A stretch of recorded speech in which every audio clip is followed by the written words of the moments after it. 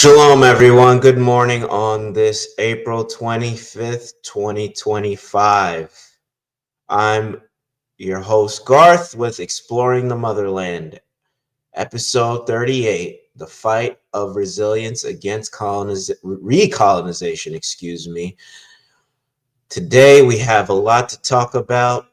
If this is your first time tuning in and watching, this show is Exploring the Motherland, and the purpose of this show is to promote the mission of Quest to Unite Africa. And I know some are asking, what is the mission of Quest to Unite Africa? The mission of Quest to Unite Africa is to promote critical infrastructure and economic development for the benefit of the African diaspora and the African continent. We do this through our four main strategies. That would be business, medicine, cultural engagement, and technological innovation. The purpose, again, for the show is to not only promote the message of Quest to Unite Africa, but also to keep you up to date on the current news events in the geopolitical landscape of things. And I hope by now you would understand what's going on in Africa is for our benefit, and it is a time for us to, step up and provide whatever skills or knowledge we have to help our brothers and sisters in order for them to help us.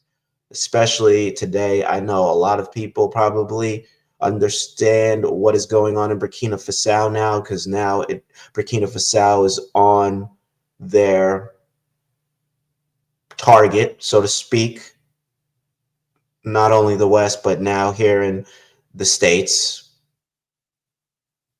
But I hope this moves you to do something, whether it's donate to a medical container that could help provide supplies to the brothers and sisters in Burkina Faso who are struggling and trying to fight back for their sovereignty, fight back for their health and their way of life that has been taken from them, as we here are fighting for our lives to basically break away from a dying empire. So that was a long intro. Let's begin. Zimbabwe's farmers group reject compensation deal for past land seizures.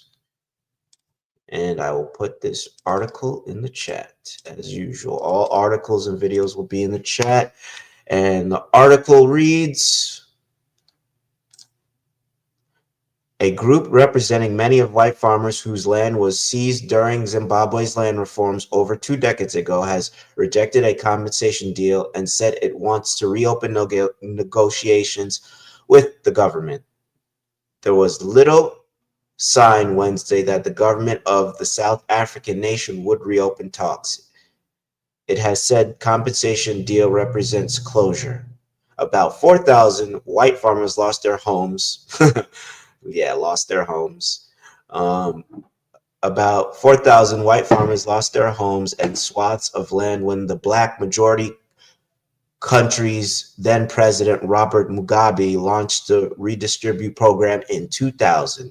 Mugabe pointed to the need to address a colonial era land inequities after the Southern African nation gained independence from white minority rule in 1980.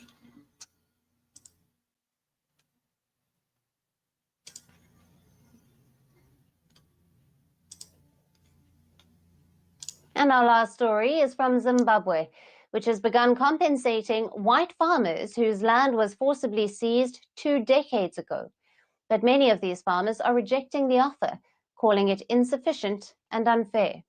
Last week, Zimbabwe announced the first payments to white farmers, to compensate for the controversial land reforms of 2000. The government approved $3.1 million, just 1% of the total $311 million claimed. Under the agreement, farmers would get this initial amount in cash, with the remaining balance to be paid via treasury bonds over a 10-year period.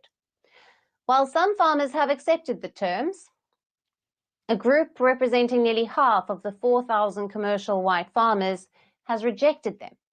They call it a token amount, far short of the $3.5 billion agreed in a 2020 deal by the government and the farmers.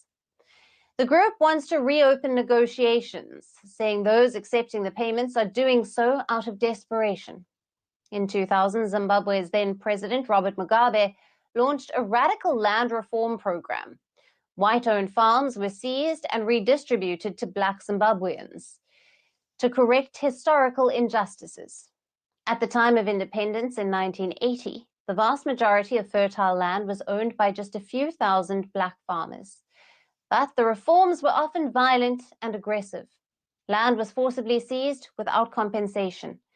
Many white farmers were assaulted, harassed, or even killed.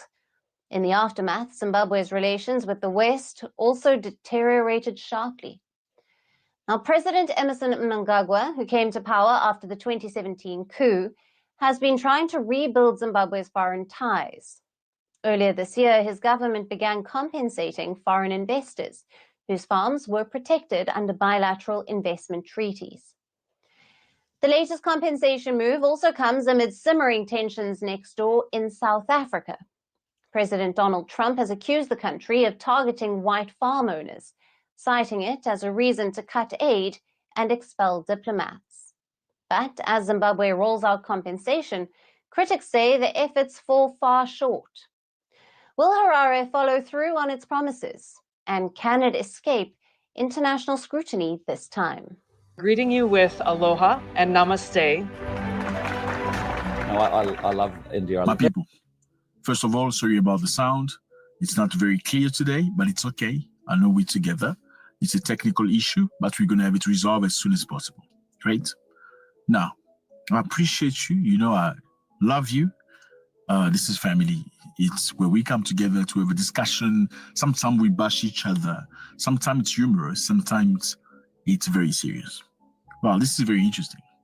But before I start, let me put it this way for you.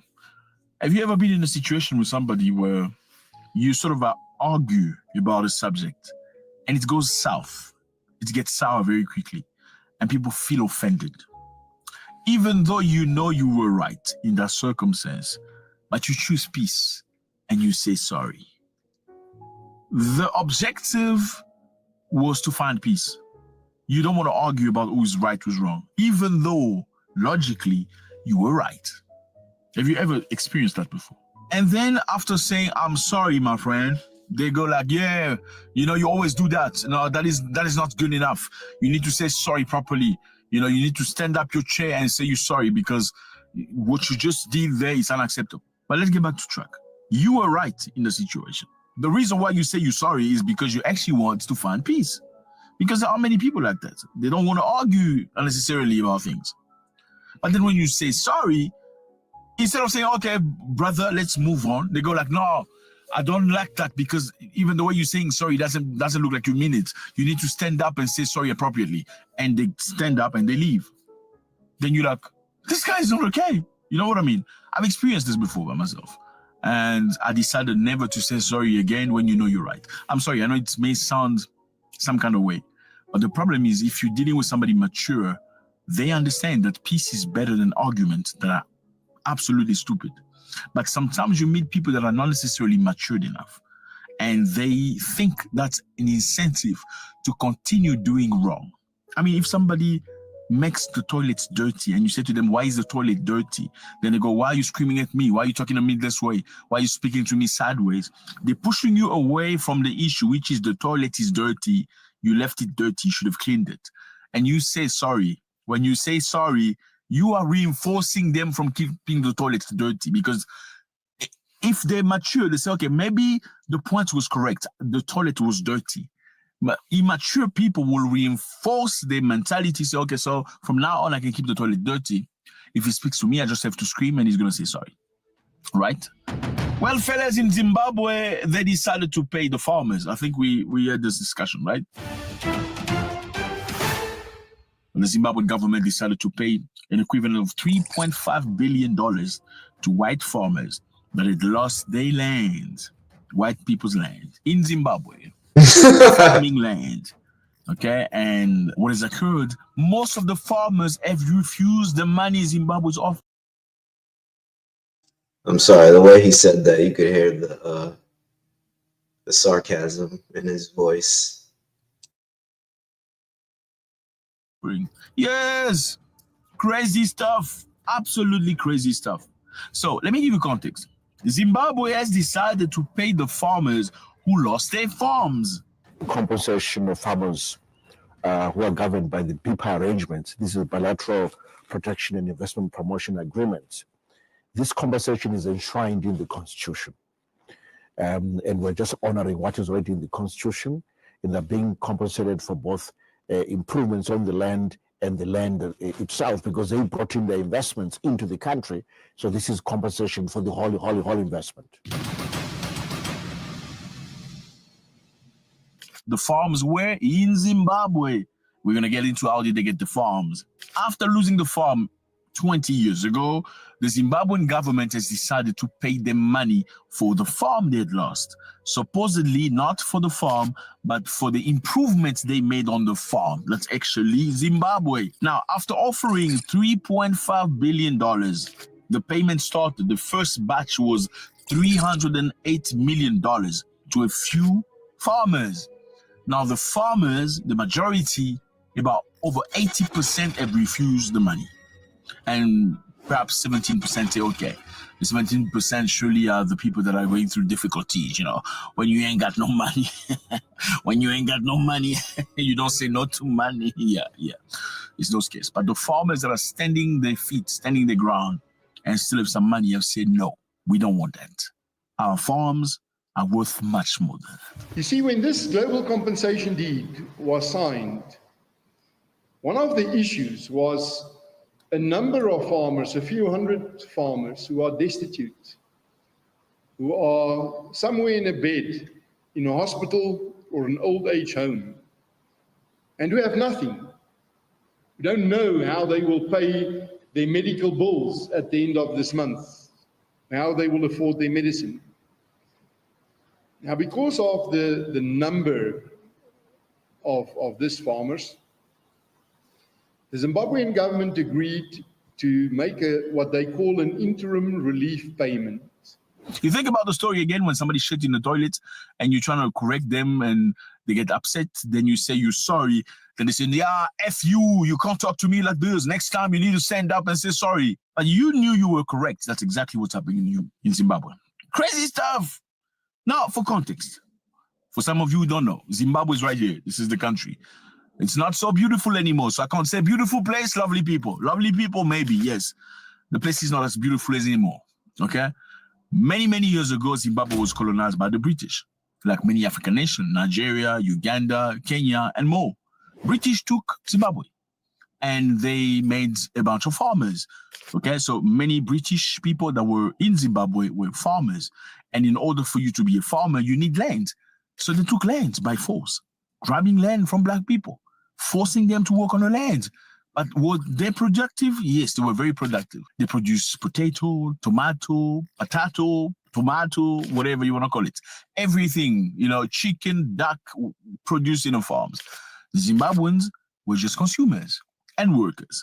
Now, this guy here, Robert Mugabe. So, Blair, keep your England and let me keep my Zimbabwe. Great fighter of freedom for Zimbabwe. He was a leader. His objective initially was great. He wanted to take some of the land from the white people and give to the black people. It was called land reform. Obviously, this is our country. It's Zimbabwe. Occupied the land illegally.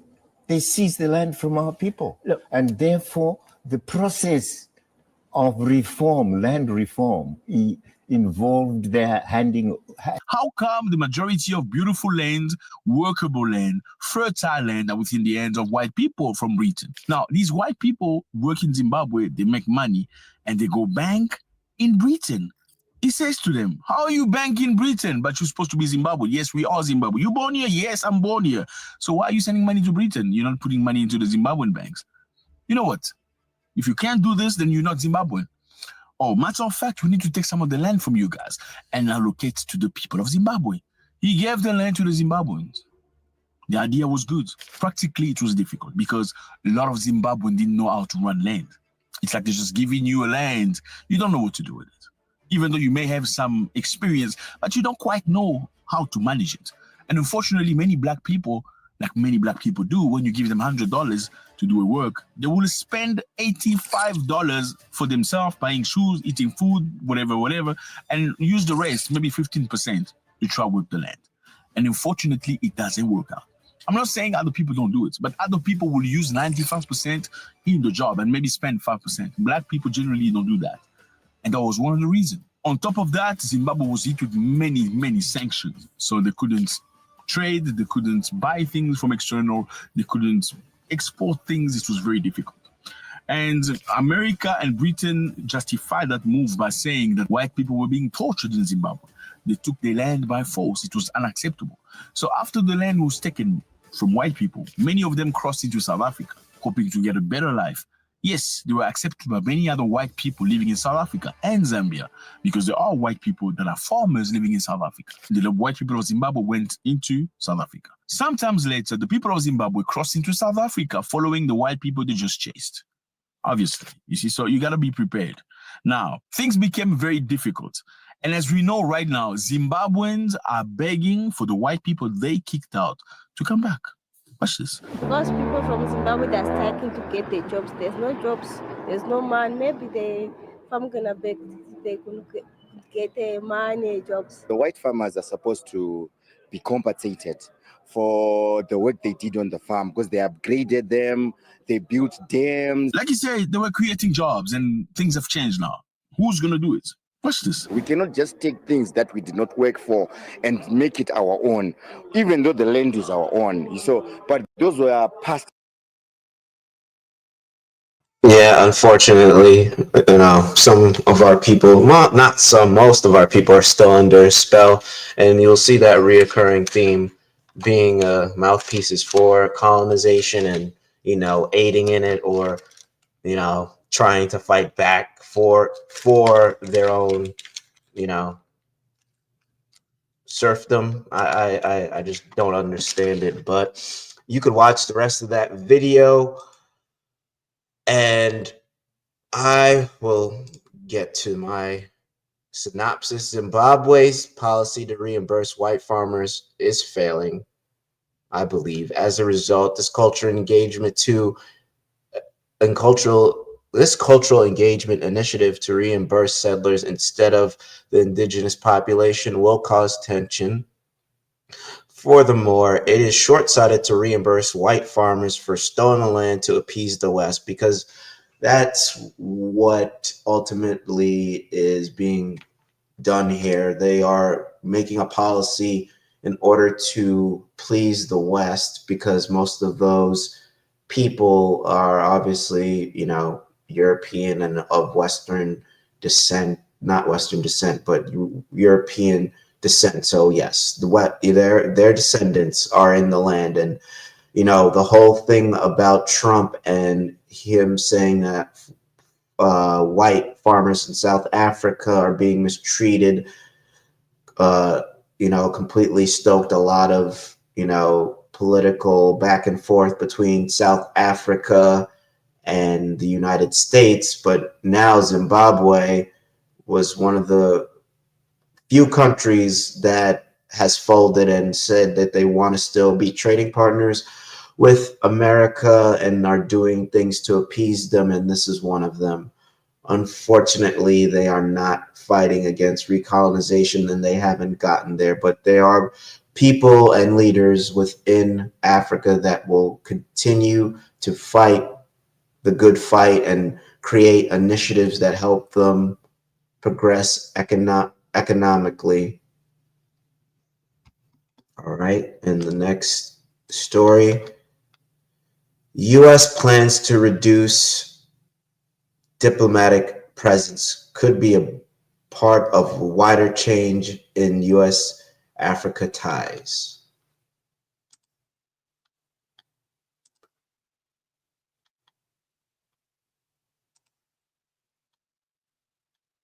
Just give me 1 second. I'm trying to find an article for this so I could give it to you all to read. Here it is. It's African News is the site. All right, and the article reads, U.S. plans to reduce diplomatic presence could be part of, that's basically the title. The United States could soon radically change its diplomatic presence in Africa, according to a leaked memo from the U.S. State Department as a part of a large overhaul plans for the State Department budget. Washington could close down as many as 6 of its embassies and 2 consulates in Africa. The diplomatic representations marked for potential closure are the Embassy of Central African Republic, Eritrea, the Gambia, Lesotho, the Republic of Congo, and South Sudan.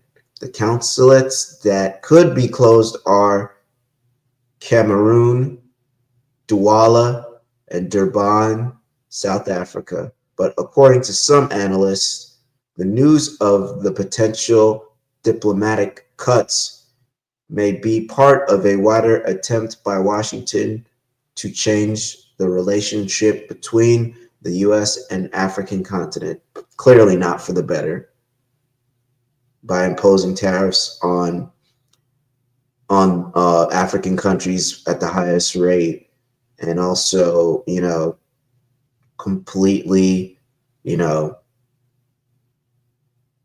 upholding this colonialist neo-colonialist mindset. Clearly, they are not changing it for the better. In a move shockwaves through diplomatic and international circles, the United States government, under the direction... I want to play this video first. Hello and welcome. Our top focus today doesn't concern one specific African nation, but the entire continent as a whole. Reports say the Trump administration might be willing to eliminate operations in Africa drastically. And this shift in diplomatic priorities could soon reshape how America engages with the world's second largest continent. A draft executive order reportedly contains all of these details, and it is circulating behind closed doors at the White House. It lays out plans for an overhaul of the U.S. State Department, and Africa could directly feel the ripple effects as a result. According to this document cited in media reports, the move is a part of a cost-cutting strategy. It will aim to reduce spending for others while focusing on the priorities of the White House. The idea is to streamline operations of the State Department. One of the most notable changes, according to this plan, would be the elimination of the State Department's Bureau of African Affairs. In its place, the U.S. is reportedly planning to create a special envoy office for African affairs, but this will be done not within the State Department, but under the National Security Council. Instead of wide-ranging engagement through embassies, the focus would be to narrow down operations. The exact wording in the draft order says, and I quote, "All non-essential embassies or consulates in the sub-Saharan Africa region shall be closed. US's only focus in Africa will be on counter-terrorism operations and trade of critical natural resources with countries." Now, this means that diplomacy could be more selective. Other State Department bureaus working on democracy, human rights, climate change, and refugee crisis could be shut. Now, these areas have long formed the foundation of America's soft power, which is its ability to influence through values, culture, and not by force. Scaling them back would mean shifting focus from long-term influence in favor of immediate goals. Some US officials have raised concerns regarding this. They say it could be a complete step back from partnerships. Reports say that these changes will come by the 1st of October. If the draft comes official, the US may remain present in Africa, but in a completely different way. Its approach would be more transactional and calculated. When the draft was first reported, US Secretary of State Marco Rubio called it fake, but now it has been reviewed by other credible sources as well. The denial by America's top brass now seems more like a deflection. Now, for more on this, we have with us on the show Zemedine Negatu, the geopolitical commentator, joining us live from Addis Ababa. Thank you for being with us. Thank you for having me. Now, what would the geopolitical and the economic implications for African nations be if the US significantly reduces its diplomatic presence and shuts down embassies and consulates across the continent? Right. First of all, as always, it's great to be back on your program. And if you recall, I was on this program right after President Trump was inaugurated, and I made a comment that Africa actually always ranked very low on the priority list of the United States when the U.S. looks at its global sort of strategic importance. So there you usually have China, Europe, other parts of Asia, the Middle East, and if Africa was lucky, it would be down at the bottom of the list. So in terms of substance, I suppose, would much change by the closure of the embassies or the emphasis of Africa, even shutting down the African Bureau in the State Department? I'm not really sure. Yes, I think as Africans, as we would love to have the United States be present in every country. As you said, the soft power of the United States has served it very well.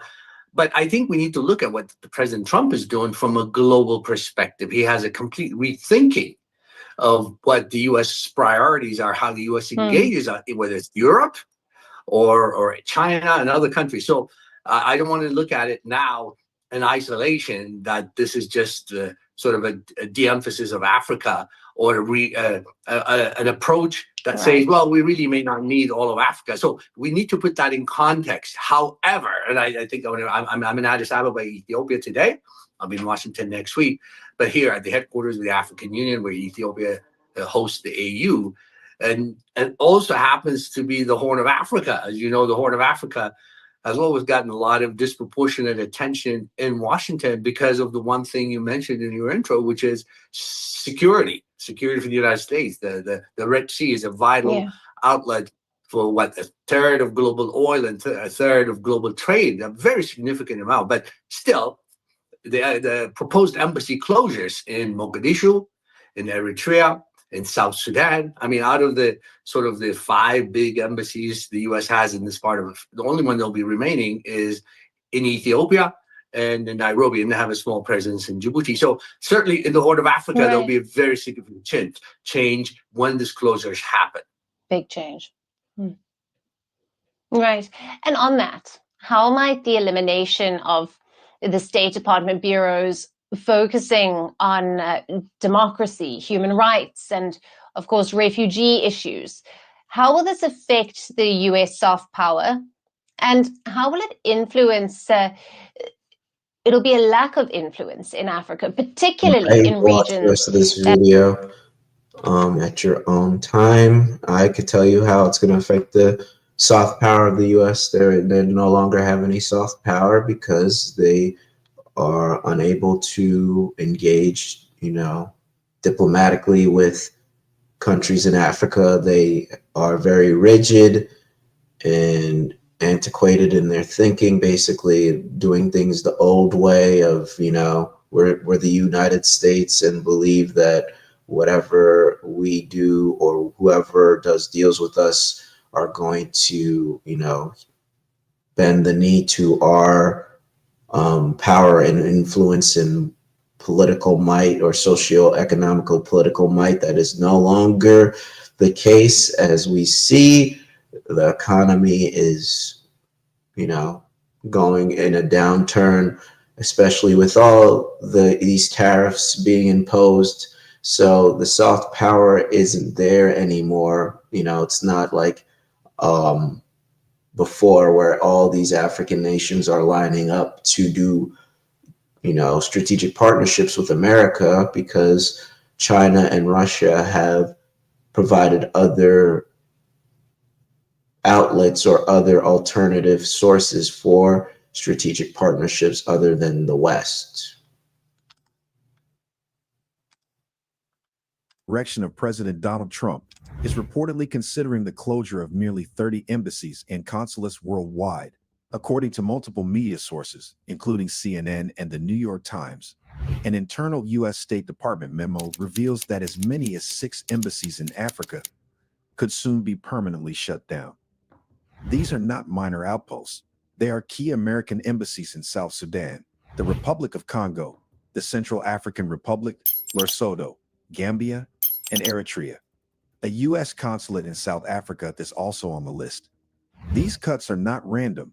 They form part of a wider plan to drastically reduce America's diplomatic presence globally, with closures also proposed in Europe, Asia, and the Caribbean.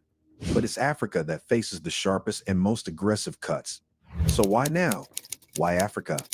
And what will this mean for the future of U.S. influence in one of the world's most strategically important regions? The leaked document, reportedly compiled by the U.S. Undersecretary for Management, lays out a roadmap for trimming diplomatic missions deemed low priority or redundant. In total, the memo recommends the closure of 10 embassies and 17 consulates.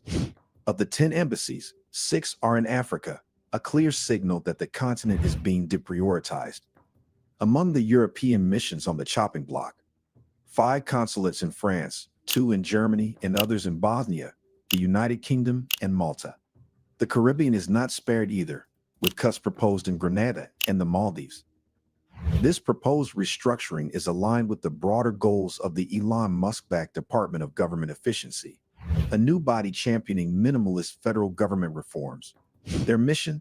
Eliminate bureaucracy, cut costs, and streamline global operations, even if that means pulling out of sensitive geopolitical zones. It's part of the Trump administration's long-standing agenda: shrink the size of the federal government and reduce America's global footprint.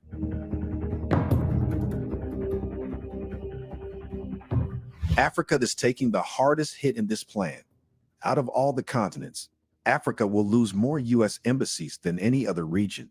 And this comes at a time when the stakes could not be higher.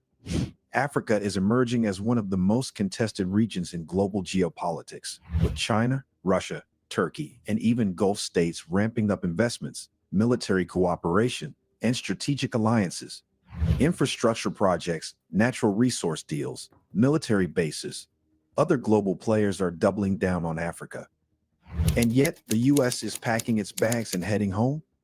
Shutting down embassies in South Sudan and the Central African Republic, 2 countries where U.S. diplomatic engagement is vital to conflict resolution and humanitarian aid, is not just a diplomatic downsizing.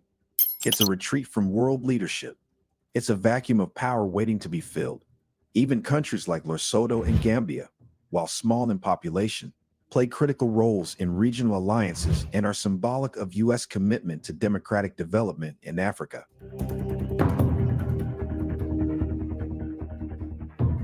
Diplomatic missions are far more than just administrative buildings with flags fluttering outside.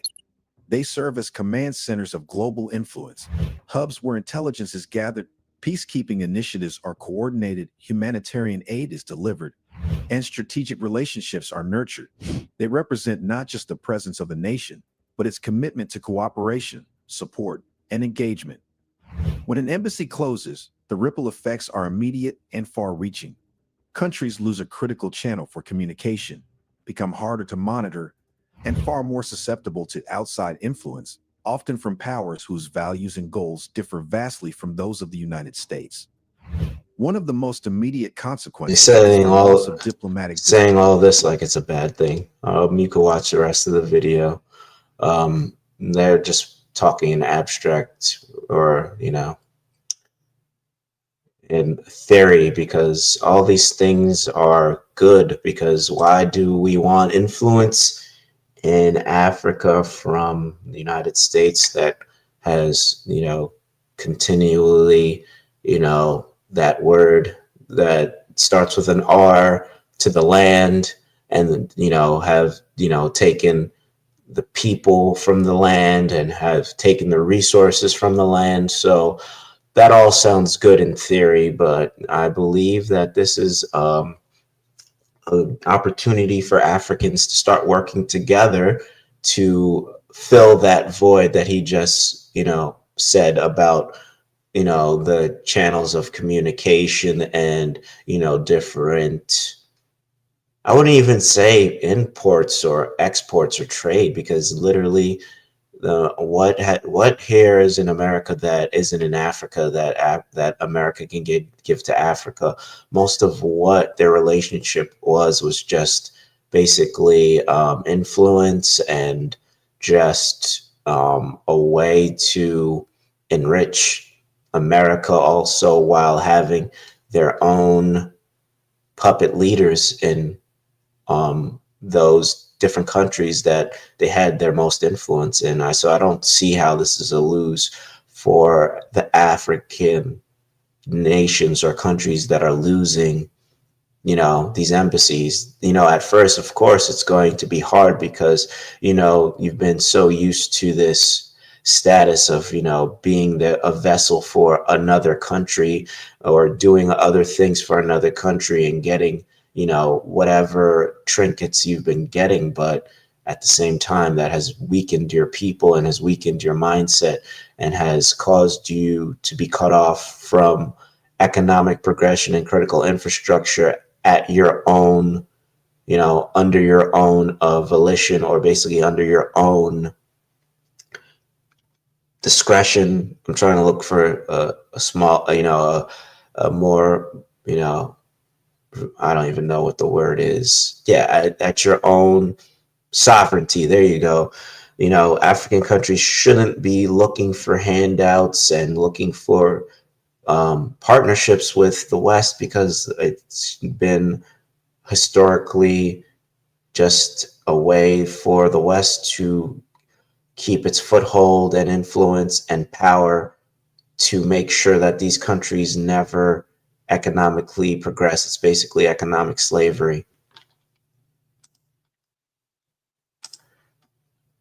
And, as I said, the United States is losing its influence and power in Africa daily. Furthermore, as the economy degrades, America must cut ties with these institutions that helped facilitate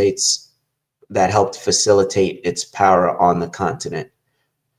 However, I believe America will use different strategies other than soft power. They just may go the route of, creating coups like they have done in Burkina Faso as of recently. And that's the main, story, so to speak, or the highlight story that I'll get to eventually.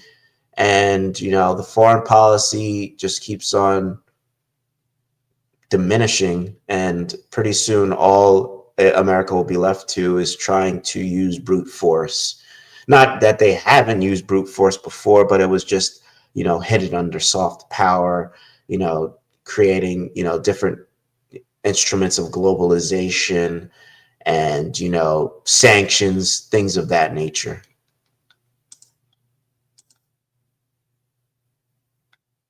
See, now this is an example of African countries working together to fill a void. Nigeria signs minerals pact with South Africa in diversification push.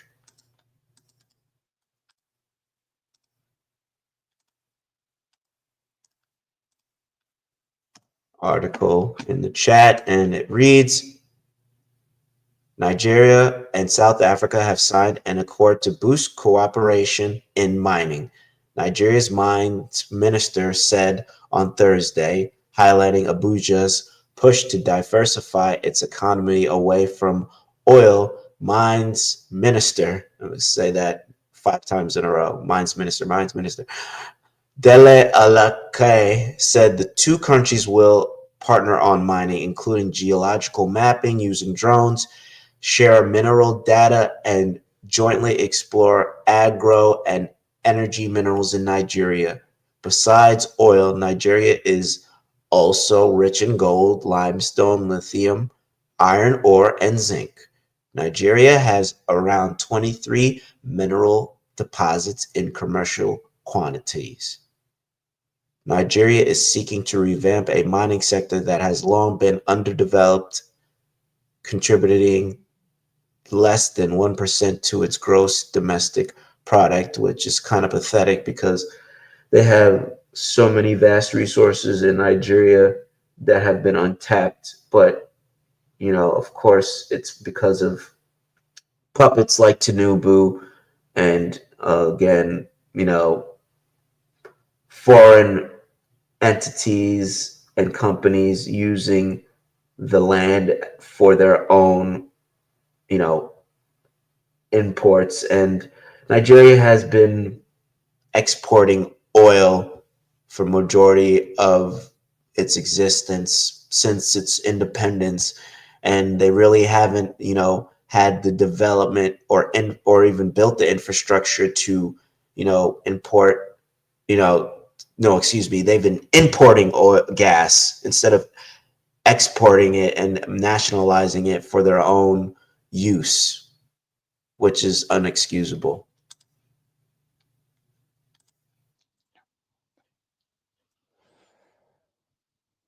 Next, we look at Nigeria. The West African nation is looking to shift gears and reshape its economic future. Nigeria has signed a new agreement with South Africa, and the two countries will work together in the mining sector. This deal is part of Nigeria's plan to reduce its reliance on oil and grow other sectors of its economy.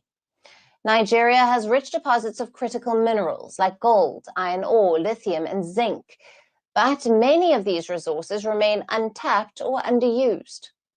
The agreement sets out a 2-year work plan. Both countries will share mining data, use drones to map minerals, and to develop energy and agriculture-related minerals. Now, South Africa brings valuable experience to the table. It already has a strong mining industry, and this collaboration with the deal, both sides have pledged to advance intra-African trade. Nigeria has over 3 billion tons of iron ore, about 10 million tons of lead and zinc spreading across states, and the country's lithium reserves value at a staggering $34 billion. There's a rising demand for lithium around the world. Its use in electric vehicles, batteries, and cell phones makes it a much sought-after metal. For Nigeria, this is about more than just mining. It's about creating jobs and strengthening the economy, building local industries and attracting foreign investment. It's a critical mineral and must be delineated as such. And policy must be, derived to regulate its exploitation and its exports. But I think more than that, there should be clear regulatory policies on the exploitation, and there should be an investment from government in developing a full exploration data that will make for further investment for interested parties globally. With oil prices often unstable, Nigeria is under pressure to find alternate sources on which its economy can rely. For decades, it has depended on crude oil. About 90% of its exports earnings come from that. But its oil reliance comes with its own risk. Global crashes, pollution, and lack of job creation in other fronts. As a result, when oil prices fall, the country's economy feels a shock. Now, later this year, Nigeria is also set to host a mining investment conference in the capital of Abuja. Now, this event is called the Nigeria Mining Week and is aimed to attract mining companies and foreign investors. As Nigeria bets on a different future, it remains to be seen if it can actually turn its underground riches into lasting prosperity. Greeting you with aloha. Nigeria and South Africa signed a pact. Very interesting. One of the very first timers. It's mind-blowing. So Nigeria and South Africa signed a significant agreement to bolster their bilateral cooperation, particularly in the mining sector.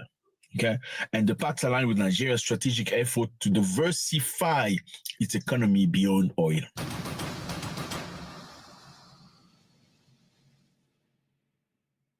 What's up, everybody? I hope you're doing good. It's a beautiful day. Thank you very much for stopping by. I appreciate it. Usually when you hear Nigeria and South Africa, it's usually cursing each other. I'm just going to be honest with you. It's usually Nigerians accusing South Africa of being xenophobic, and xenophobic South Africa under quote accusing Nigerians of being drug dealers. That's what we hear. Now, this is a very interesting thing happening right now. The Nigerian government and the South African government have signed a deal. What is this deal about? The deal is about exploiting minerals that the countries have and advancing each other technologically. This is beautiful, fellas. The Nigerian mining minister and the South African came together in an agreement. Minister Dele Aleke said the two countries will partner in mining. As the largest economies on the continent, our partnership in the mining sector holds immense potential to drive industrialization, create jobs, and foster sustainable development across the entire length and breadth of Africa. The focus of this engagement, which is enhancing cooperation in geology, mining, and mineral processing, is both very timely and strategic. Besides oil, Nigeria is also rich in gold, limestone, lithium, iron ore, zinc. Besides oil, Nigeria has about 23 mineral deposits on commercial value. A lot of people don't know that. And I know usually Africans like to focus on one thing. It's like when an African discovers that he can sing, he forgets everything. He doesn't go to school. Yeah. If he's a sportman, he does sport. He's going to play soccer Monday, Tuesday, Wednesday, Thursday. Doesn't go to university. Yeah. Then when the soccer thing is done, the career is dead. He doesn't know what to do. That's why you see soccer players and stuff that are, ex-great soccer player, but end up being broke and needing people to help them. It's sad. But you will see, unfortunately, white people, even in Africa, when they play rugby, they go to university. So they diversify what they have. You play rugby, you're a superstar, they applaud you, you get contract and all that stuff. But comes a time where the rugby life is going to end. What are you going to have next? You have to diversify. You have to fall back into things that you did, your studies, if you didn't invest. Now, Africans usually do not diversify. If you see most African countries, the ones that have gold, they just focus on gold. Niger has uranium. They just focus on uranium. Only recently, they're trying to go into oil. Congo has diamonds. They only focus on diamond for a long time, forgetting all the other things that they have. Nigeria has oil, but Nigeria has 23 other deposits they don't tap into. And it's only generates 1% of the economy of Nigeria. Nigeria and South Africa are starting a mining collaboration. But more heartening for me is the realization of the need for South Africa and Nigeria to work together. That is very important. It's missing is, I was telling one minister earlier in the morning, I said, the last time I saw close cooperation between Nigeria and South Africa was during the time of President Obasanjo. The two nations will collaborate on geological mapping using drones, share mineral data, jointly explore agro and energy minerals within Nigeria. Nigeria possesses approximately 23 mineral deposits, including gold, limestone, lithium, iron ore, zinc. Technical expertise and technological transfer. South Africa, my brothers, has world-class mining companies and institutions. What can they do? They can share modern exploration techniques, including geological mapping and drone surveying. You're probably asking yourself, what is geological mapping? So geological mapping is basically when you see maps of the ground, but you don't just see the ground as a map. You see what's underneath. You can tell from the formation of rocks and other things, where are the golds, where are the minerals, you can see that clearly through geological mapping. They can do it using drones, sometimes using sensors that allows you, instead of digging, like all the black people will do, let me just dig, oh, I found the gold. No, You can use mechanisms that are technological to find where are the gold deposits, where are the diamonds, where is the oil. South Africa has that capability that Nigeria doesn't necessarily have, at least not at the same level. So number two, they'll provide training, capacity building for Nigerian geologists, engineers, and mining operators. So the cooperation is not just mining, the cooperation is also about security. So they're going to create a regional security cooperation. Both countries are working toward finalizing an early warning mechanism by March 2025 to enhance regional security. This initiative aims to address shared security concerns and strengthen bilateral ties. What is this security mechanism? South Africa and Nigeria will share data on criminals. So you criminals that do crime, beware, because South Africa and Nigeria are going to share data. We're going to find out who are the money launderers, who are the people that, all of us drug dealers, or the Boko Haram, finally, all of that people will be, if you run away from Nigeria, you get shot in South Africa, not shot, but you get arrested in South Africa. And South Africa will provide a security system that will allow Nigeria to have early detection of potential aggressors. Obviously, this is very important in order to protect investment in Nigeria. What is it? It's a system that the two countries aim to finalize by March 2025 to monitor and respond quickly to emerging security threats. How does this work? Think of it like a network that uses data, intelligent reports, and regional observation to detect signs of instability like terrorism, political unrest, and cross-border crime before they escalate. The goal is to enable rapid responses, prevent conflict through intelligence service, diplomatic coordination, and security. All right, and for the sake of time, I will let you watch that video on your own, at your own leisure. Again, this is an example of what African countries should be doing, coming together, seeing what needs they can provide for each other, or they can meet a need for one another, and then implement it to create a strategic relationship. That's what we need more of. And here at Quest Unite Africa, that's what we try to do. We try to support those type of agreements and support those type of initiatives. This would be a business initiative to help develop the countries that we are serving economically. It's been a long, night. I haven't had the most sleep, but we're getting through it. So excuse me. And the next story: Mali closes Barrick Gold office amid ongoing mining dispute.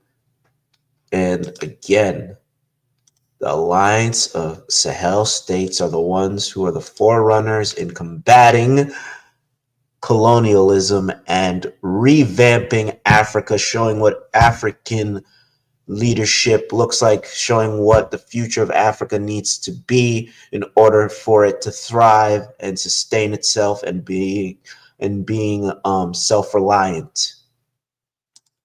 And I will put the article in the chat if I already didn't, and how I did not. And here is the article.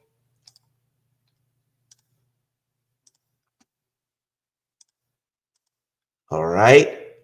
And the article reads, Malayan authorities have shut the Canadian miner Barrick Gold's ABX, basically a location office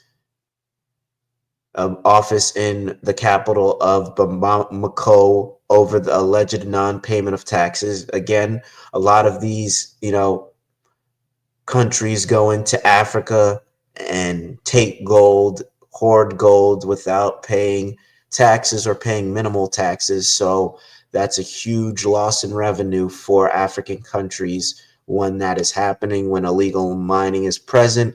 And even these current mining deals, they've really reviewed them and seeing that there's no benefit because they don't really get much stake in these partnerships where these mining companies like Barrick Gold come and do all the exploration of the gold and they are the ones distributing it, but that's no longer the case.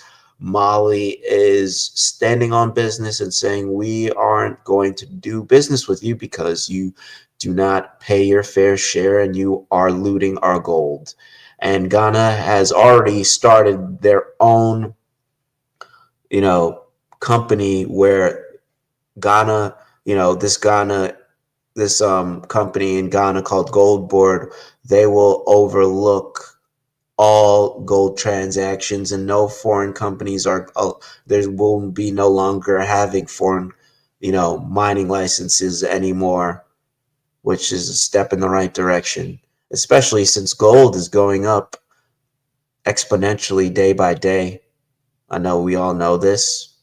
Here on viewing this channel, I would hope you know that gold is going up, and the sign of gold going up means that there is a direct correlation to the US dollar weakening and other currencies weakening if they aren't backed up by gold, basically a fiat currency. Back to the article. Barrick confirmed in a statement that departments within the government this week closed Barrick's Bamako office and threatened to place the suspended Lulo Gunkoto mine under provisional administration unless the mine was reopened and tax payments were made.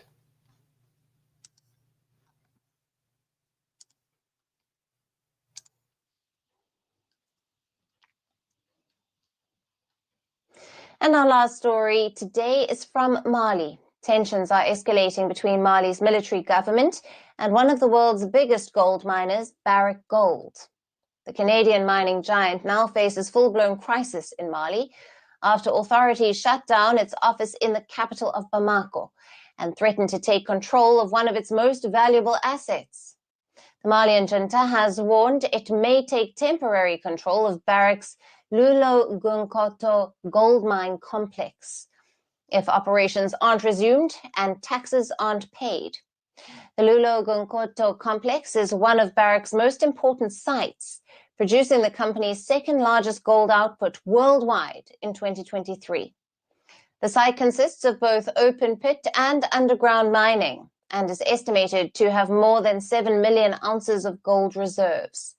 But exports from the mine remain blocked. In January, Barrick suspended operations in Mali after the government seized some of the company's gold.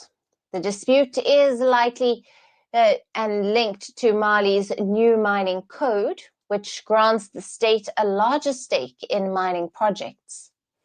Now, Mali is Africa's third largest gold producer, and gold is a critical source of income for the country.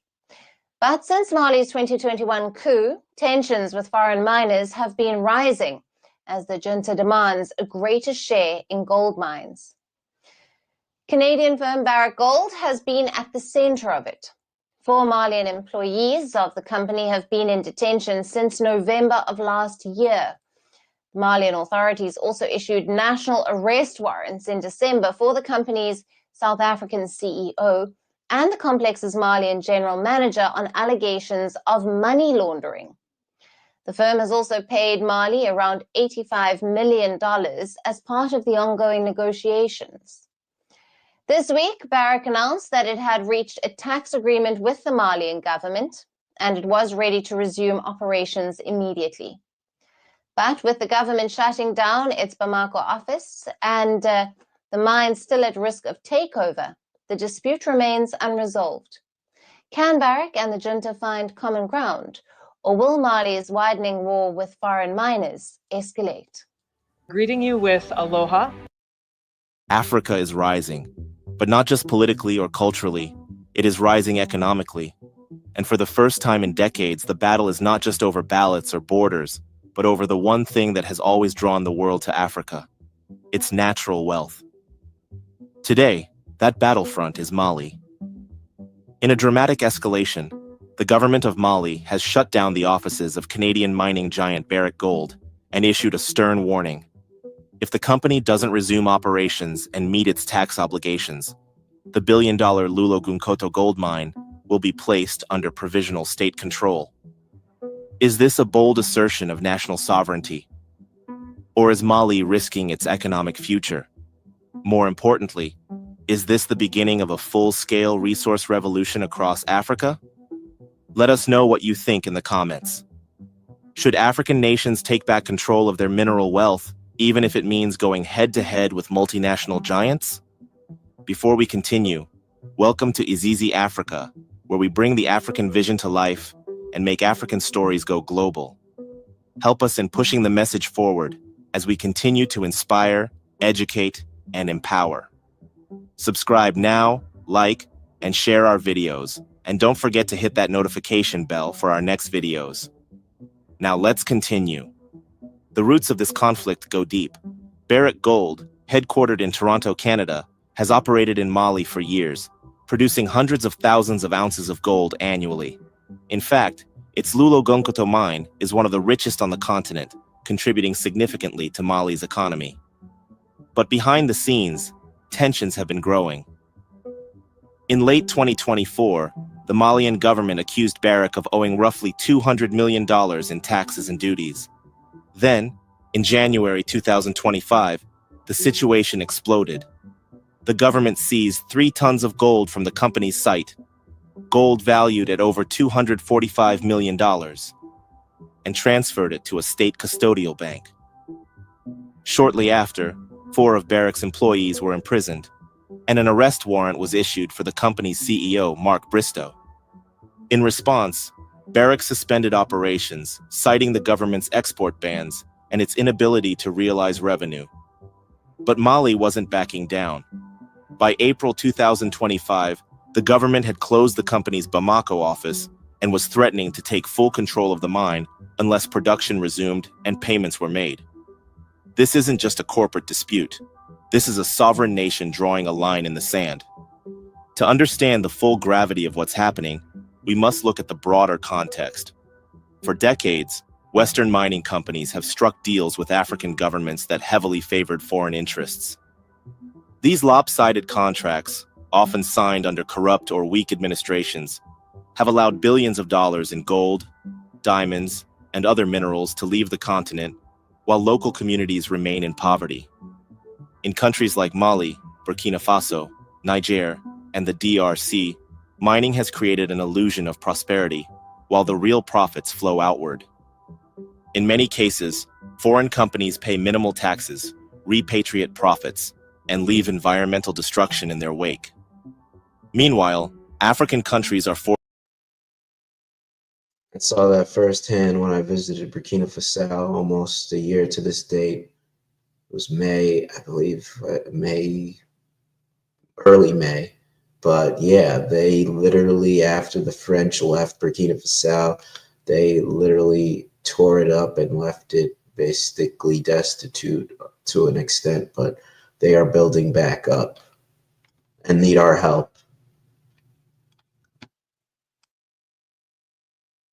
Forced to borrow money, often from the same countries extracting their wealth.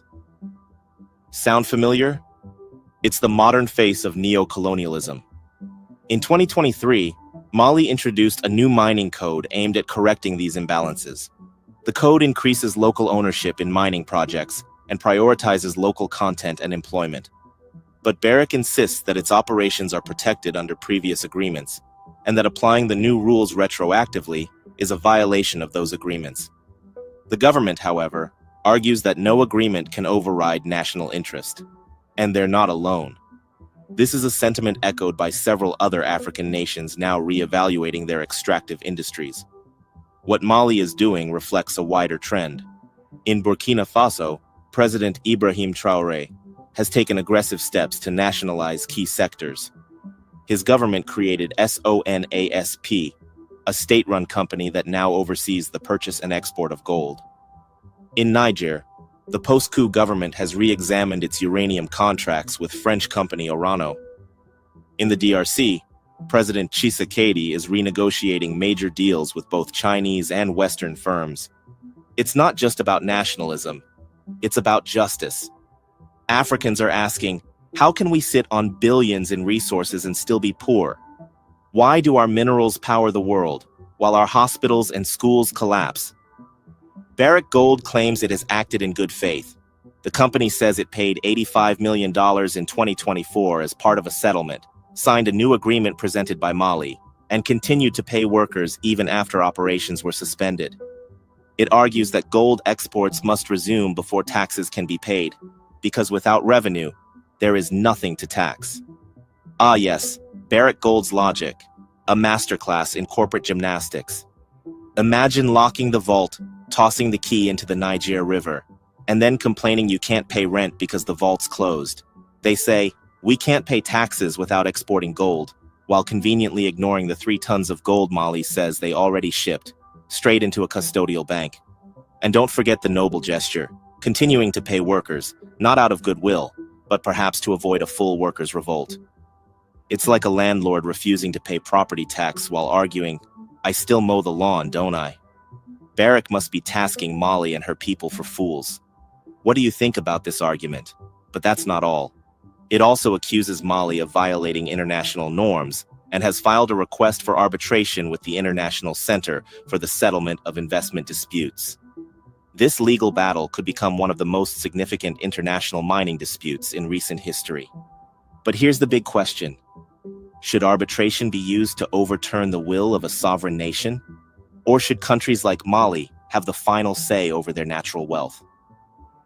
Let us know in the comments. Who do you stand with? Barrick or Mali? The backdrop to this crisis is Africa's. I stand with Mali because they are doing what is necessary to break the chains of colonialism and, do things that help empower their own people. And, they've influenced other countries such as Burkina Faso, Niger, and Ghana. And I believe the influence will continue to go forth, and we will see this fight continuing. And this is how you do business. This is a business initiative that Mali is establishing, that they are not going to allow you to export or import any gold unless you pay, not import, export any gold unless you pay your taxes. And the Barrick's argument about them closing the mine and them being unable to pay the tax because they can't export gold is obviously a terrible argument, because they already stole enough gold to pay the tax 10 times over almost. Because before this mining revenue code, they were basically paying pennies, not even, maybe 1/10 of a penny on the dollar for taxes on the gold that they were exporting.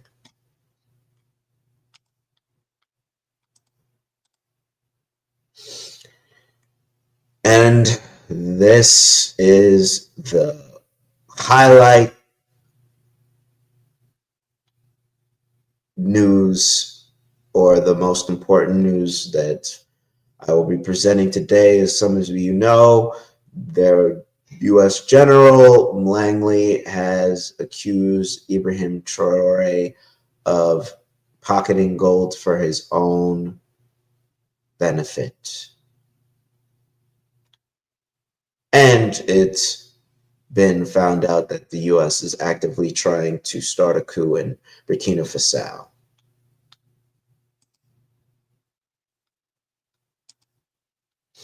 And I'll put the article in the chat.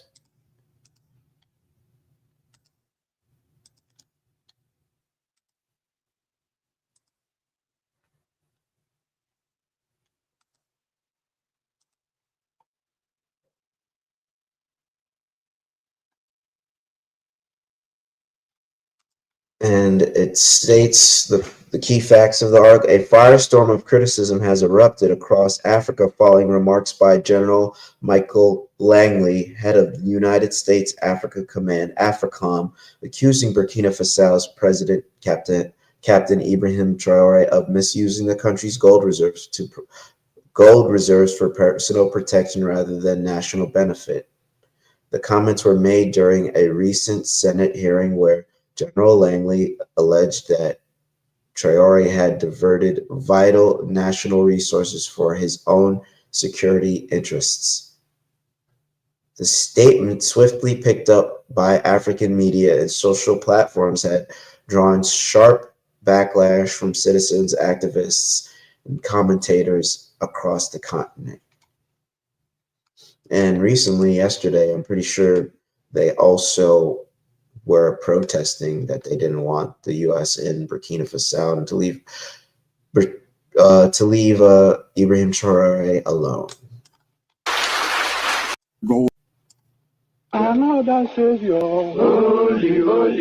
Disclaimer: this video contains verified news reports and commentary presented for informational and educational purposes only. It does not promote hate, violence, or defamation of any individual or group. Viewer discretion is advised. Across Africa and beyond, many are watching closely as tensions rise between the United States and Burkina Faso. A firestorm was ignited when U.S. spy Army General Michael Langley publicly accused Captain Ibrahim Traore of hoarding Burkina Faso's natural resources, especially its gold, for himself and a select group of allies. I can imagine a situation, though, in which the ruling elite of a country is receiving gratuities on the side that inure to the benefit of the strongman leader and not to the populace of the country. Does that sort of corruption and bribery go on with regard to the Belt and Road? See, that's a projection because that's what they do with their puppet leaders. They give them the same gratuities in order to not benefit the country so that they can remain in power and their influence could reign. So he basically is just using reverse psychology or just making a mere projection as to how the foreign policy works between the US and African countries. And now he's accusing Burkina Faso of doing it, which is ridiculous. Okay. Absolutely, Chairman. I see this and I don't mind calling them out, but Captain Traore and Burkina Faso, as they know that both, whether it's their gold reserves, that is all those proceeds are just in exchange to protect the junta regime. There's a number of examples across, even in Sudan. These claims made on a global platform didn't just question Traore's leadership, they struck a deep nerve in the African psyche. Many saw it as yet another attempt to demonize an African leader, bold enough to challenge Western influence. The backlash from Africans has been swift and intense. Across social media and on the streets, citizens and commentators alike are calling out the hypocrisy. All right, it looks like it's time for us to go save the people of Burkina Faso. This guy got on U.S. Senate hearing and said that the president of Burkina Faso, Ibrahim Traore, has become a threat to his own people. You already know what that means, what that sounds like. That means it's time for us to go liberate the people of Burkina Faso. And of course, they're going to use a black man. The blackface is always a house nigga. Every time they're going to use, every time they want to use violence on black people, they use a black man from the West to come bring it on Africans. When they want to use sweet talk, it's always a black woman. You see, this guy's used violence for Burkina Faso. When they wanted to do what was it called? What was it in Kenya? The bill they were trying to introduce, where if you owe too much taxes, the IMF could take your land. It was black American congresswomen they used to send them to Kenya. America has realized they have black people in power who they can use now to destroy Africa. But yes, this house nigger, Michael Langley, is now the guy who's going to be the face of America going into Burkina Faso. Look it up. He got on Senate hearing and said, but Ibrahim Traore is a threat to his own people. Why is it that when African leaders seek to control their resources, they are labeled corrupt or dangerous? Why are accusations conveniently thrown at leaders who refuse to be puppets of foreign interests? Many believe this is history repeating itself, just like in Libya with Gaddafi. In a strong and passionate televised address, Captain Traore fired back. He dismissed the accusations as lies, fabricated to justify foreign intervention. His words, calm but piercing, were a firm declaration that Burkina Faso will never surrender its sovereignty. He vowed to fight for total freedom for his country, even if it means death. It was not just a rebuttal, it was a rallying cry. Why is it? Our country has long been in a very complicated system. Most of you who are young like me, we were born into this system. But that's not what can allow Burkina to thrive. Because in this situation, there are only two cases. Either we accept to fight or we remain slaves forever. I told you once, there are those who are slaves in their minds. They can only serve their master. And those people try every time to manipulate you. You must advise each other. Because every situation can be exploited by these enemies of the nation to try to discourage you, to demotivate you. So you must advise each other and not pay attention to certain remarks, even on some media. Not everyone is obliged to be patriotic. You are the first patriots. You have decided to defend the homeland. There is nothing better than that. Those who want to support you, let them support you. Those who want to discourage you through writings, you must close your ears and move forward. As for those, we will fight them here.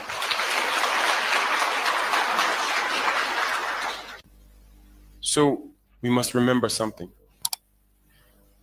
Recently, there is a so-called NGO. It's not even an NGO.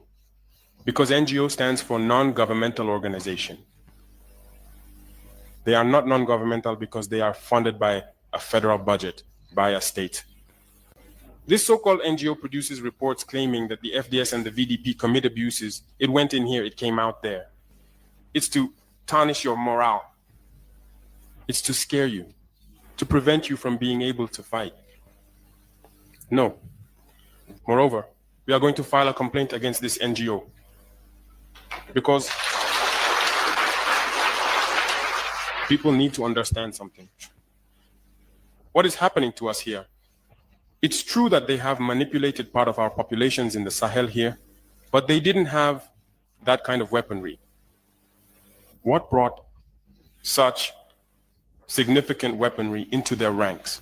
It's Libya. Who destroyed Libya?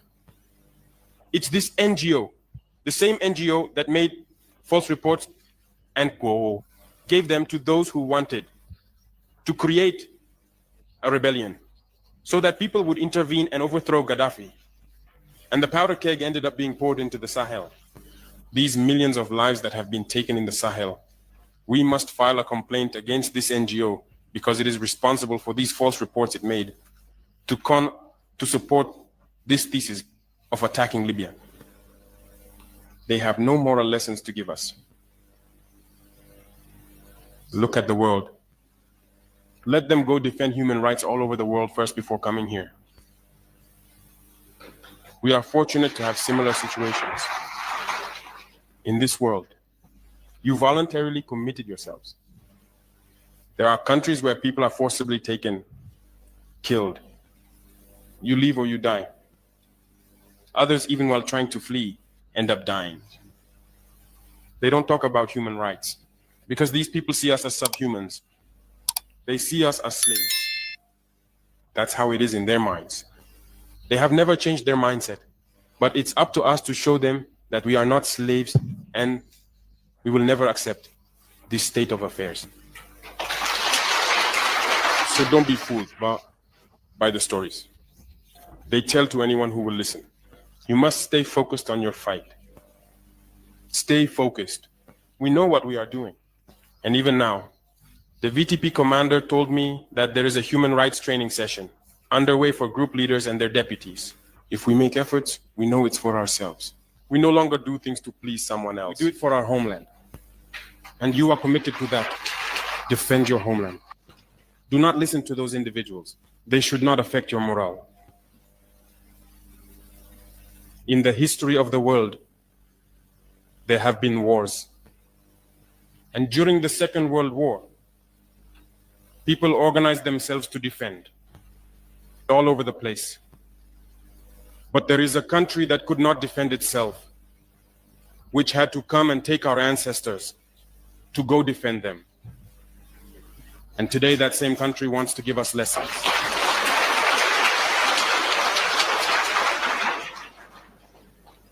The pot calling the kettle black.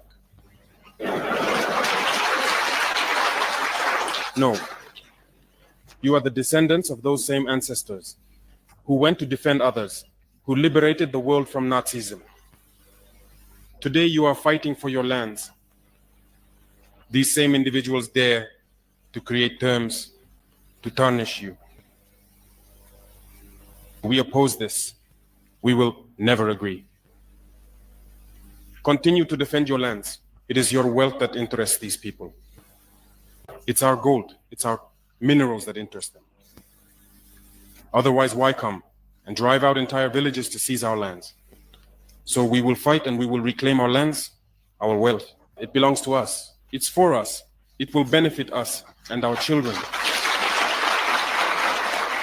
I therefore encourage you to remember that this war is to free us from slavery. It's for our independence. And you must keep your spirits high, stay strong. Never give into manipulators, to those individuals who no longer understand the notion of homeland, or to those people who come from outside to try to subdue us through their terms they invented and their organizations they created to enslave us. Fight, move forward, do everything you can. Draw, as I said, from your cultural resources, from what you have been shaped by since the village. Draw from it and wage this war. Stay focused and stay strong. These words resonated deeply with millions across Africa. All right, you heard President Ibrahim Traore. He's not standing down. He knows who is, trying to subvert his progress to help basically fight against colonization. And I put the video in the chat. I know this has been a long show, but I believe all these stories are very important, especially these last two. On the last one, I have one more after this.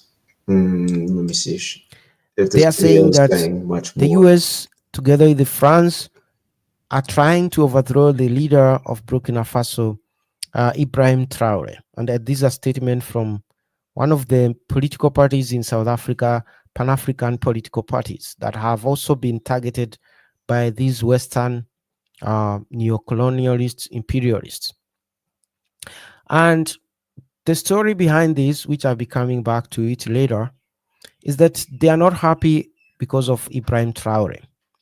In a recent video that was shared online from one of the Congress hearing in the US, they have this parliament called the Congress.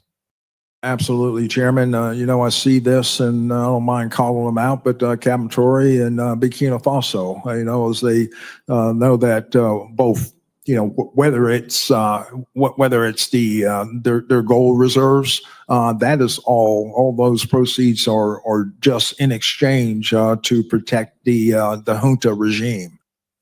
So in the Congress hearing, there was the general from the US Army being questioned about the steps they are taking to remove Ibrahim Traore from power. And this senator was basically saying that he have heard, and that I'm sure he cannot even point out where, Burkina Faso is on the map, but he says he've heard that the CCP, he means China, the China Communist Party. They don't even call China China. They call it the China Political Communist Party, basically. So the CCP, that's what he said, has been getting a lot of gold from Burkina Faso and paying gold, giving money to this young man. He's been putting all that money in his pocket. That's what they were saying. He was saying, the senator. He was also saying that the Russians are also there, that he's giving gold to Russians to protect him. So that's what they were saying. So they were saying the US needs to do something to stop Russia and China getting gold from Ibrahim Traore. And that's basically what the video was all about. And that's why a lot of people, including the political parties in Africa, are saying these Americans should stay away from Burkina Faso. Now, last night, so that you see how serious it is, and this is on BBC, it is something that was posted 23 hours ago. It's the latest story. It's that Burkina Faso army says it has foiled a major coup plot. So according to the Minister of Security, this man here, his name is Nana, he says last night they were attacked. That article that he's talking about right now, I'll put in the chat because that was what I had for the next and last news development. The residency of Ibrahim Traore was attacked by a group of about between 20 to 30 mercenaries. And they managed to stop these guys, and they arrested some of them and questioned them and found out some of them are saying that they came from Ivory Coast. So they were attacking that place, or trying to remove him from power, attacking from the south, from the neighboring country of Ivory Coast. For those who have no idea, Burkina Faso is this country up here. Ivory Coast is this country on the south, and this line here is the Atlantic Ocean. So Ivory Coast touches the Atlantic Ocean. On the right, Ivory Coast borders Ghana. This very nice country here is Ghana. This Burkina Faso, this is Ivory Coast. So they attacked from here to Burkina Faso to try to remove him. But he found out, because this is not the first time. It is the 7th attempt to remove him. So he has been very keen on his security, because he knows these Western countries want to remove him. And the other thing you need to understand is Ivory Coast. This is the last remaining stronghold of French influence in West Africa. All other countries, Senegal, the neighboring country of Mali, which is the country here. Then we have Burkina Faso. Then we have Niger. All these countries have managed to kick out the French from their country. And someone would ask, why were the French there, and why are they not letting Burkina Faso decide their own destiny? Because I'm going to show you a chart right now. Because, and you can go to this website, by the way, it's called Business Insider Africa, not Africa Insider, Business Insider. It's not my magazine. It's an American business magazine. And they're saying the top 10 gold producing countries in Africa. And they're saying most countries in West Africa, where basically that's what they're saying here in the subtitle, produce gold. And the list is here. In Africa, Ghana last year, according to the report, produced 135 metric ton of gold. So Ghana is the top producer of gold in Africa. Then we have South Africa down here, producing 100. Just to add more context to his chart, you saw Burkina Faso, Mali, and Ghana at the top. Those are the first 3 top countries. That tells you why Ghana is deciding to make its own gold board administration, or gold board, where they could allocate gold transactions, because they understand that they are on the radar of these other foreign nations who seek to take their gold, and by any means. especially if you see the conflict in the Congo. And also Mali, we just discussed, they made this mining revenue code, tax code to, protect their own gold and procure, actual value for their gold. And now Burkina Faso is the third, and you see why they're trying to stop the progress of Burkina Faso, because these are their only means of getting resources, and they don't wish to do things diplomatically, or create initiatives to help make a mutually beneficial deal. It's just all about take, plunder, and power. 104. And above South Africa, we have Mali, which is the other country next to Burkina Faso. And you remember the story of the richest man to have ever lived on earth. His name was Mansa Musa. He was from Mali. The kingdom then was called what? I can't remember how it was called, but it was in Mali. The Mali So Empire the same region still has a lot of gold. That's why France doesn't want to leave, because they've been stealing that gold for more than 100 years. Exactly. Right now, France has close to 6,000 metric ton of gold reserve in their central bank. All that gold is gold stolen from here. Then we have South Africa. Now, South Africa, the success story of South Africa, among other things, it is a country that was jump-started by mining, jump-started by gold, and then also jump-started by diamonds. That's how the economy grew in the 70s, 80s because of that. And today they still mine 104 metric ton of gold every year. And guess who is number 4 with almost 100, very close to South Africa? Burkina Faso. And no one in Africa, I think, knew this. 98.6 is almost 99 metric ton of gold every year, almost 100 metric ton of gold every year. A kilo of gold right now is going for about $100,000. So 1,000 of them, a ton would cost something like multiply that by what? 100, right? No, 1,000. Sorry for that. 1,000. So that will give you 100 million, right? $100 million for 1 ton. And definitely, if you multiply it by 100 million, which Burkina Faso produces, you quickly get to about 10 billion United States dollar. That is the amount of gold Burkina Faso extracts. Now, their GDP last year was 17 billion. Not a lot, $17 billion of GDP. But they produced $10 billion worth of gold. So they are trying to tell us the other sector only produces $6 billion. It doesn't make sense. It doesn't add up. And that points to the fact that Burkina Faso has always been rich. Burkina Faso is a country that France has always stolen from. And now the West is scared that now Burkina Faso might get a lot of money from their gold after they kicked out the French companies that were stealing it. And that's why they need to remove this guy. And it's not the first time.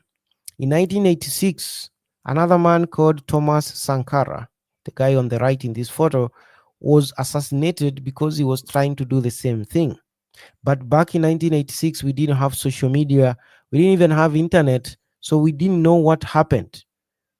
The newspapers were lying to us. All right. For the sake of time, I'll let you watch the rest of the video, but all salient points as to why they want to start coups in Burkina Faso. They want to stop the progress of what Ibrahim Traore is doing, which is what the mission of Quest Unite Africa is to help create initiatives that will bolster economic progression and critical infrastructure. And that's what Ibrahim Traore is doing, and they do not like it because they are not benefiting from it, just in simple terms. And last story, and I already put the chat, I've already put the article in the chat. Burkina Faso army says it's foiled major coup plot. And basically, I'm just going to play, they're just going to talk, I'll play the video that explains basically what happened. But I'll probably play Zach's video. Fellas, they want him dead. They're trying everything they can to take him out. Why? Because you seem to love him for real. And he seems to love you for real.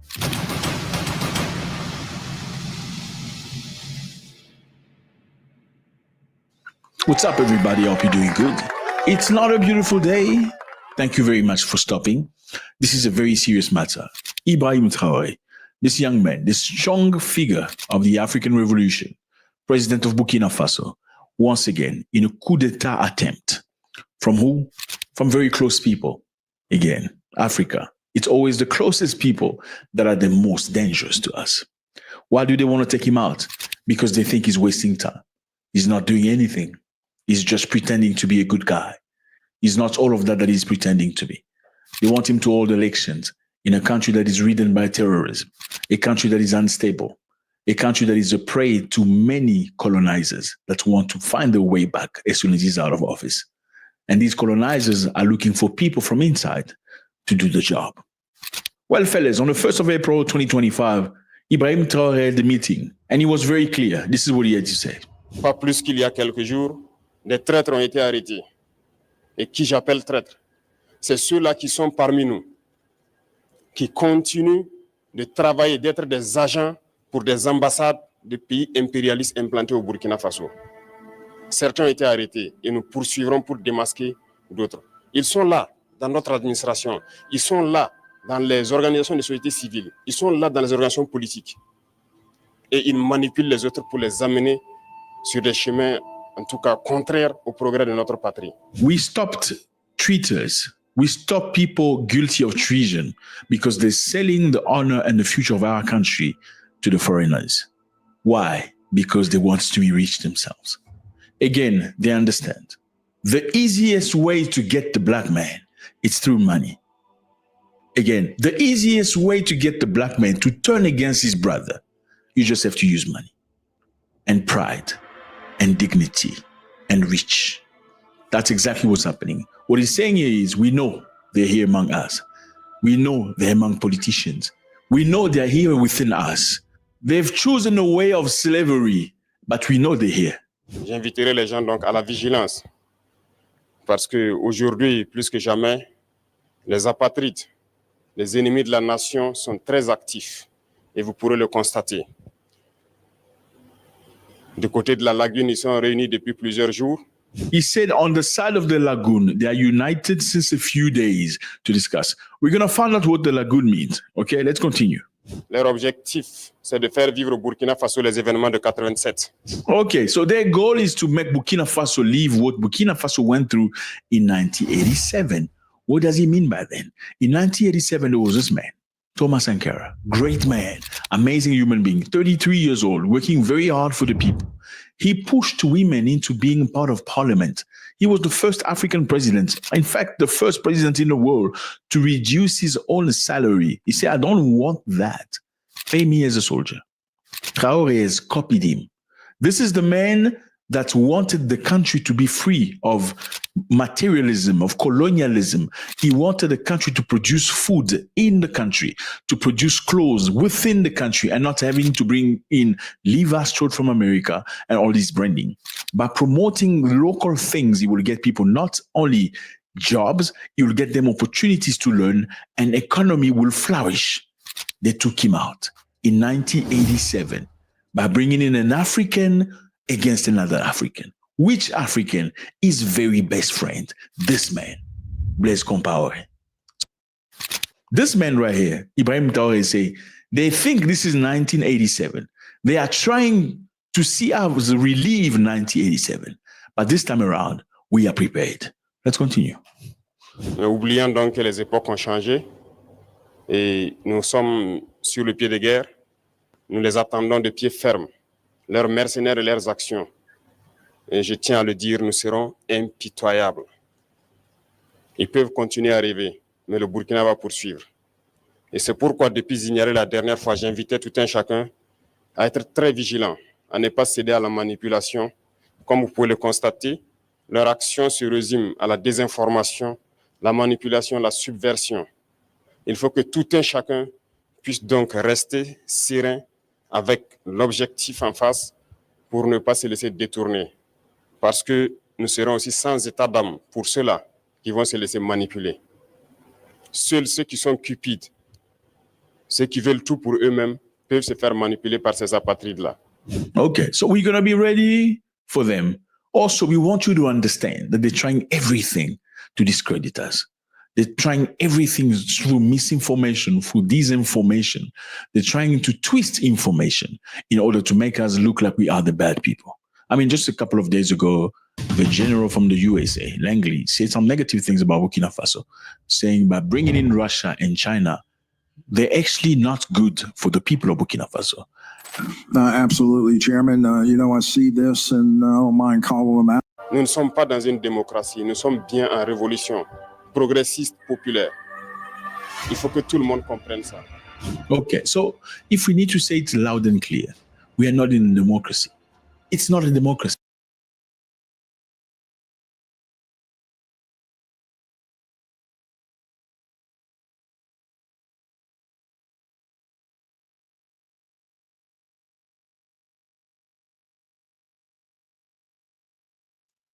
Excuse me, sorry about that, family. This is the last video on that other side. You can watch it on your own time. And basically, the article states from the Burkina Faso army says it's foiled a major coup plot.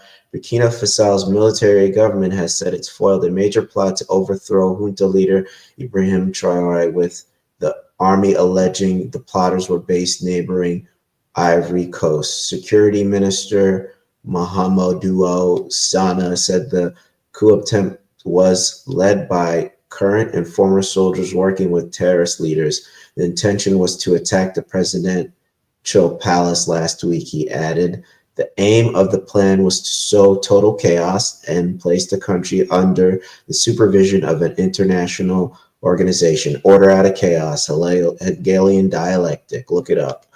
In this latest coup attempt, which happened last week, but the details of which have only just been released, Sana said the plotters attempted to use Burkinabe religious and traditional leaders to sway army officers into backing the plan.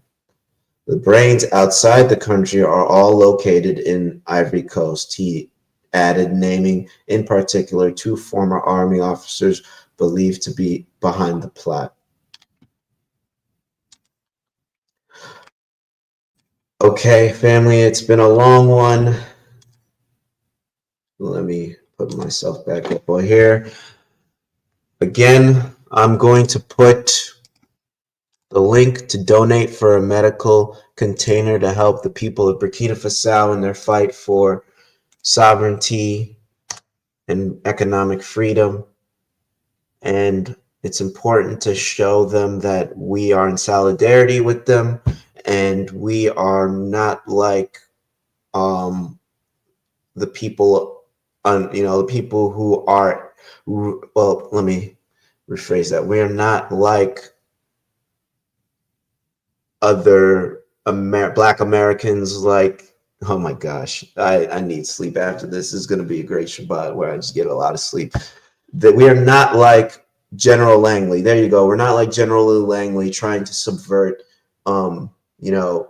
our brothers and sisters in Africa for the benefit of America. We are trying to actually come together and help that effort for their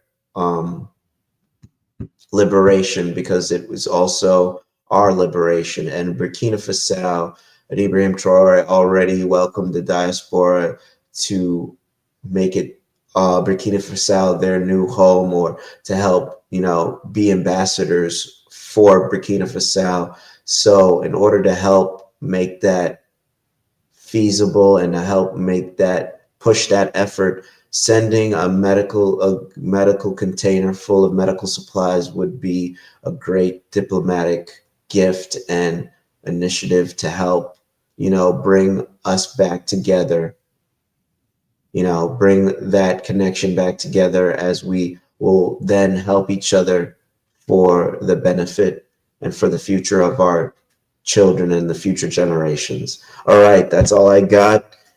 Everyone, enjoy the rest of your day. Shabbat Shalom, and please comment and let me know what could be done better and to give feedback. That would be, thank you everyone for joining, and enjoy the rest of your day.